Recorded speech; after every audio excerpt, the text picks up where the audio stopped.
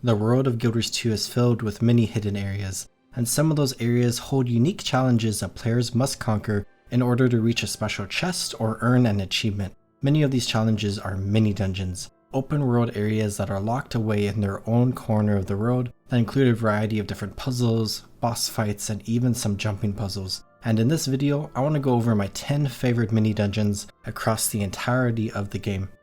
In the number 10 spot is Windy Cave Treasure. This is a mini dungeon located in Lornar's Pass that is right off the main road that most players should recognize. This place has a point of interest that you need to get for map completion, and is also a location that members of the Durman Priory come to during the personal story.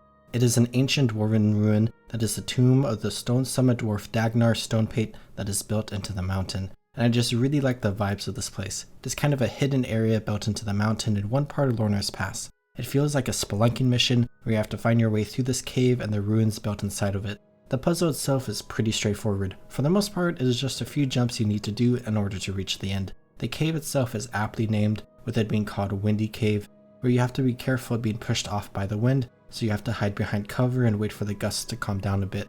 Except, when you are doing this puzzle in the open road, the wind doesn't actually knock you down. It only does this in the story mission, which is a bit disappointing. As you fight past the imps and oozes and navigate a tiny maze, you can get to the end and open the chest. In the number 9 spot is Bad Neighborhood. This is a very straightforward and basic mini dungeon, and I just love it because of that. It is located in Beggar's Burrow, which is just east of the village of Shaymore. To enter this place, you have to go across Lake Delavan and fight a group of bandits protecting this door. You can then open the door to find yourself in a massive cave, where this cave plays a part in the human personal story during chapter 1, where you're investigating the bandits, and you can fight your way through this entire cave to eventually reach a chest to open and get your achievement. The cave is pretty cool with some water, a hole in the ceiling that is bringing light into the cave, this cool tree on the edge of the cave, this waterfall, and just a bunch of bandit stuff around the cave. There's also a back exit to this place that you can leave through to get out to Shaymore, where there is a little tunnel that leads to the graveyard here. But I just want to point out that this back tunnel is also pretty cool because it has a waterfall coming into it that leads to this tiny river that leads to the waterfall we saw earlier, where there is a grate covering the opening that lets you see into the cave and get a sneak peek of what's inside if you discover the cave from this entrance, leading you to wanting to find the other entrance. And I think the aspect of this mini dungeon that I like so much is just how standard it is. Every fantasy world that has bandits in it should have a hidden cave full of bandits that you can fight through for a special reward. And the number 8 spot is Don't Touch the Shiny. This is another mini dungeon that is in a cave, but this time located in the Caledon Forest. Just north of the Mabon Market is the Ruins of the Unseen that used to be the Temple of the Unseen in the original Guild Wars, but it is now all dilapidated and overran with script. You can find a cave entrance in the northeastern-ish part of this area that leads to a large cave that houses a ton of script as well as a bunch of their stolen treasures. You have a lot of metal and various pieces of Asuran technology all around this cave, but one very interesting thing is this electrical orb that a lot of script are hiding around. You can pick up the orb and you will get a special ability called Throw Orb, which will do exactly as it says, throw the orb. But if you bring it to the special door, you can throw the orb at the door to break it, opening up a new area you can go into. All around the room are a ton of Asuran golems by the name of Eye of the Unseen, and in the far corner is a splendid chest and a sacred script shiny, where you can open the chest to get some loot. But if you want the achievement, you will have to break the shiny. And when you do that, all the golems will awaken and charge at you while a bunch of lasers will begin shooting at you. Where if you are under-equipped or under-prepared, you will likely die to them and will have to waypoint out. I'm not entirely sure what the story going on here is, and it might be a good subject for a future video, but it's still a cool mini dungeon. And the number 7 spot is Valdhertz Crypt. This is a pretty big mini dungeon that was introduced in the End of Dragons expansion that is kind of unpopular, but I like it quite a bit. We'll get into why it's unpopular in a moment, but this mini dungeon is located in the Eichelwald Wilds and has a larger overarching story going on and a ton of different puzzles you need to complete. The general story is that this crypt is where the Dredge and remaining Krozix made their last stand against the Ministry of Purity during the events between Guild Wars 2 and the original Guild Wars, where now they are all ghosts. And as you experience the story, you have to complete multiple puzzles. Some are to just fight a bunch of enemies, one is to pull levers to turn all the tiles blue, one is to match specific weapons with the correct statues depending on what type of weapon it is, and there are a bunch of other rooms as well. Where overall, I just like this location because of how cool it is, the story going on, and the variety of the puzzles going on. but there are a couple reasons people don't like this place. One, which is a very minor reason that only some people don't like, is how you have to complete an achievement in order to gain access to this location, which I personally think is pretty cool. But the bigger reason that people don't like it is because it bugs a lot, which makes a mini dungeon impossible to complete at times, which can be frustrated when this place is needed for completing a daily, but when you are able to come through this place when it's not bugged, it is a lot of fun and is one of my fondest memories of Ender Dragons.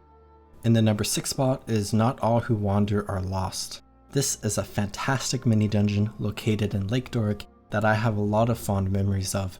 This is basically a large area that is closed off, and you have to gain access to it by doing a very specific mechanic, where once it is nighttime, you can go to the southern part of New Loamhurst and find a forge that has blue fire.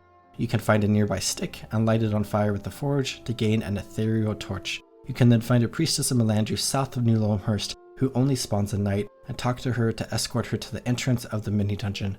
As you escort her, you have to find 6 different stories along the path and light them before the priestess reaches each one, where once the priestess makes it to the entrance, it will be opened and you can explore this area. Where this area is beautiful and is a fun hidden spot in the game. There are some ancient ruins you can jump around on, some awesome trees, and it's just an all-around cool area. You can make some jumps up to a chest and open the chest to get your achievement and some loot. There's some unbound magic all around this place, and it's just a cool place to run around in.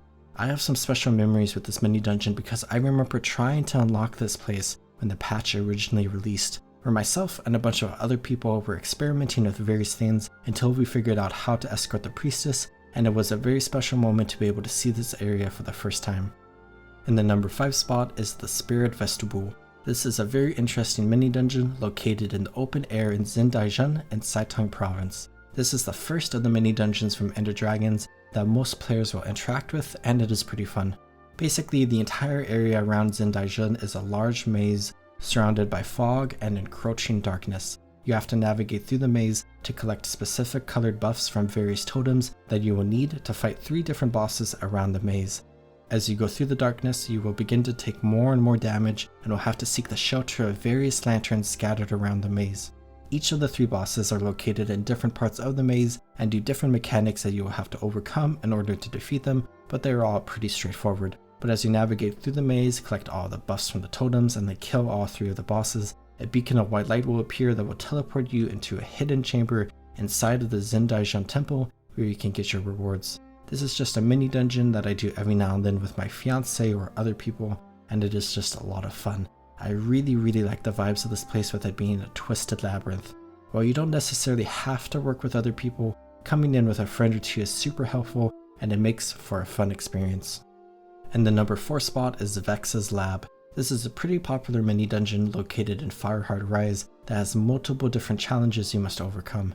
You can make your way up a mountain or volcano or whatever that has a lava flow and carefully jump across some Asuran platforms that are blinking on and off. You can go through an Asura gate that will take you to a whole other corner of the map that is inside of the mini dungeon. The first room is pretty simple, where you just have to fight some Elder Dragon test subjects, but after that room is a really cool area with a ton of different Asura gates. You have to find the right way through the room, where some Asura gates will take you to where you need to go, and some may teleport you to the roof where you will fall to your death.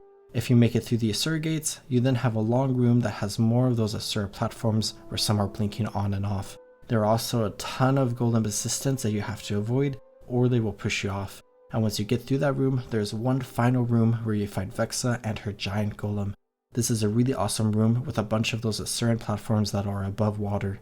If you fall into the water, you will have to deal with some ice sharks and swim back up to the top. For a lot of people nowadays, this is a really quick and easy boss fight that you just DPS down quickly, but if you are weaker or decide to slow down for a moment, it is actually a really fun fight where Vexa and her golem teleport around, break platforms, and do other fun things. I just really like the environment of this entire puzzle, especially the portal room and final room, and I love all the different puzzles you have to do here. In the number 3 spot is Noran's Safe Room. This is another mini dungeon from Lake Doric, and this one alongside the next 2 are above and beyond my 3 favorite mini dungeons in all of Guild Wars 2. They are kind of in a tier of their own for me, but you can find Noran's Safe Room in the Harvest Cascades area of Lake Doric, up by Noran's Homestead. I really like this area of the map and all of Lake Doric as well, but Noran's Homestead is this cool area and you can go inside of the homestead and go down the stairs to find a bunch of supplies and the entrance to this mini dungeon. it is a decently long one with a wide variety of different puzzles you have to go through. You have to avoid traps, defeat cave spiders, and work your way through the entire puzzle. You can get some key oil that you can use on the key you get from completing the task at Noran's homestead every day that you can then use on the final chest in this area. There's a little jumping puzzle area that you have to navigate through. I love all the log traps that are here, and just overall, I really enjoy this entire puzzle. It's decently long so you don't feel like you are in and out, but it's short enough that it doesn't feel like a burden if you want to do it every day for the rewards. I love this environment, the different jumping areas, and the wide variety of different traps you have to avoid, and overall it is just one of my favorite mini dungeons in the entire game. And the number 2 spot is Derelict Delve. For this one, we are going over to the Path of Fire expansion and heading to my favorite map in that expansion, the Desert Highlands. Up in the snowy mountains in the northwestern corner of that map where the Shiver Peaks is blending into the Crystal Desert, you can find massive ancient Dwarven ruins. All around these ruins are a ton of Derman Priory scholars investigating what this place was, where you yourself can join in on the investigation and unlock a ton of secrets. This entire area is massive with a lot of different rooms to explore. There are a lot of nooks and crannies that you can take a look at, but I'll just give a basic summary. The objective of the mini dungeon is to work your way through a variety of rooms where you need to find runes in each room. You have to deal with the specific obstacles found in each room to navigate around it and get all of the runes. Where with the runes, you can unlock more doors to get more runes to be able to eventually get through every room. There are 4 total rooms, one that is cold and icy, one that is lava covered, one that has cobwebs and spiders everywhere, and then a final room that is an incredibly mysterious and foreboding chamber where you drop down deep into the room and into some sort of magical and ethereal waterlogged room where you can get the final chest. Exploring this area when Path of Fire came out is one of my favorite, if not my favorite, memories from that expansion. You can get some super cool weapon skins from this as well that are all Dwarven themed, and I just highly recommend that anyone who has not done this yet comes here and completes this mini dungeon. But now for the number 1 spot, for my favorite mini dungeon in the entire game, and it's kind of a weird one because the reason it's above the last 2 is because of how special it is to me, and it's the Tears of Itlaocol. This is another mini dungeon in Caledon Forest, located in the northwestern corner of the map in Witchmire Swamp. It takes place in an area that is important to the Hylic, and there is a large Hylic village on the outskirts as well as at the start of this mini dungeon. You have to go through the starting Hylic village and find a gong with a bunch of boulders sitting nearby. You can pick up a boulder, aim at the gong, and hit it with the boulder in order to open the first gate. You then have to fight your way through or run past a bunch of strong Hylic and navigate past a few traps to enter the main room of this puzzle, where there is a large clearing in this cave with a bunch of items called the Tear of Itlaocol. There is a massive stone head looking down into the room and 9 different pressure plates set up in a 3x3 pattern. You have to take the tears and set them on the pressure plates to match the pattern that is appearing on the stone head's cheeks. Once you do one, a torch will light up and you can do the second. As you do the second, another torch will light up and the patterns will change to 2 new ones, where once you do the next 2, a total of 4 torches will be lit and the final door will be opened. You can go through the door and find the chest that houses your reward. I just absolutely love this entire area. I think it is so cool, and this puzzle is also incredible. I have a very fond memory coming through here for the first time and figuring out the puzzle, where a lot of people seem to struggle with this puzzle because it's not immediately obvious that you need to look up to see the patterns you need to make on the cheeks of the stone head. But I have some fond memories of bringing friends through here to test them and to also do this for a lot of people whenever it was one of the daily achievements. But like I said, this place has always just been a special spot for me that I loved more than other places. It even made its way on another top 10 list on my channel, where I haven't talked about this much on my channel yet, but I've been uploading YouTube videos since 2013, where most of my older videos are gone, and I really started uploading a lot again in 2022. But on my old channel, way back in the day, I had a series that was related to this place, and alongside that, I have a project planned for the future that is related to this place. And I'm going to keep both of those things a secret for now, because the newer project is probably years away. But while it may not be the best or coolest puzzle in the game, it is definitely a very cool one, and it is just my personal favorite in the entire game. And that's my list. I hope you enjoyed. This was a really fun list to make because I love mini dungeons. Just like with jumping puzzles, I've spent a lot of time in mini dungeons, and I always love it when new ones come out. If you enjoyed this video, feel free to check out top 10 jumping puzzles in Guild Wars 2 or top 10 trees in Guild Wars 2. I hope you are taking good care of yourselves. Have a good one, everyone.